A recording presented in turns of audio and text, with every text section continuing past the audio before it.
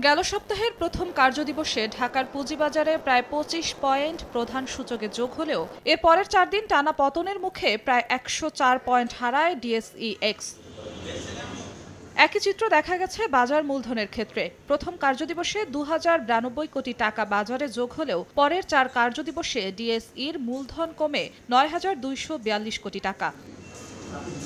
পতনমুখী গেল সপ্তাহের গড় হিসাবে দেখা যাচ্ছে পুঁজিবাজারে তালিকাভুক্ত ৩৬টি ব্যাংকের শেয়ারের লেনদেন সপ্তাহ ব্যবধানে কমেছে প্রায় ২২.৫%। তারপরও মোট হাতবদল হওয়া মোট শেয়ারের মধ্যে সর্বোচ্চ ১৭.৫% দখলে রেখেছে ব্যাংক খাত। ব্যাংক খাতের এমন পতনের মুখে হেরে গেছে ডিএসই এর ২১টি ধরনের মধ্যে ১৫ ধরনের তালিকাভুক্ত ২৬৬টি কোম্পানির শেয়ার লেনদেন বৃদ্ধির হিসাব। সাপ্তাহিক প্রতিবেদনে দেখা যাচ্ছে বিদ্যুৎ ও জ্বালানি খাতের ২৩টি কোম্পানির শেয়ার লেনদেন বেড়েছে ৬৭.৩৬%, প্রকৌশল খাতের ৪২টি প্রতিষ্ঠানে বেড়েছে ৪৬.৩০%, ২৮% বেড়েছে বস্ত্র খাতের ৫৮টি প্রতিষ্ঠানের শেয়ার লেনদেন বেড়েছে বিমা খাতের ৪৩টি প্রতিষ্ঠানের শেয়ারেরও। তারপরও ব্যাংকের সঙ্গে বাজারকে পতনের মুখে ঠেলে দিয়েছে সপ্তাহ ব্যবধানে ওষুধ শিল্পের ৩৪টি কোম্পানির প্রায় ২৩.৫% শেয়ার হাতবদল কমে যাওয়ার হিসেব।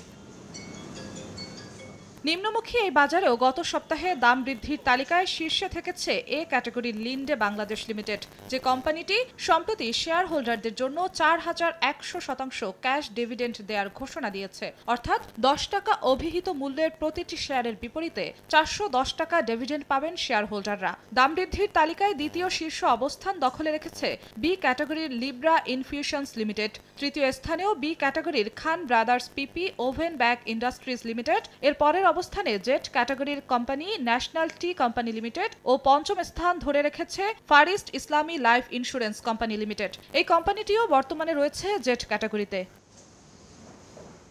সপ্তাহ জুড়ে দরপতনের শীর্ষ স্থান দখলে রেখেছে জেট ক্যাটাগরির company new line clothing limited.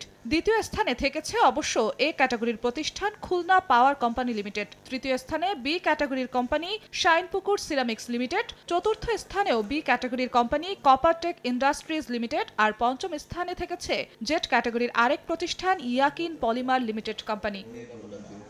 জিনা তারা যশোয়া, সময় সংবাদ, ঢাকা।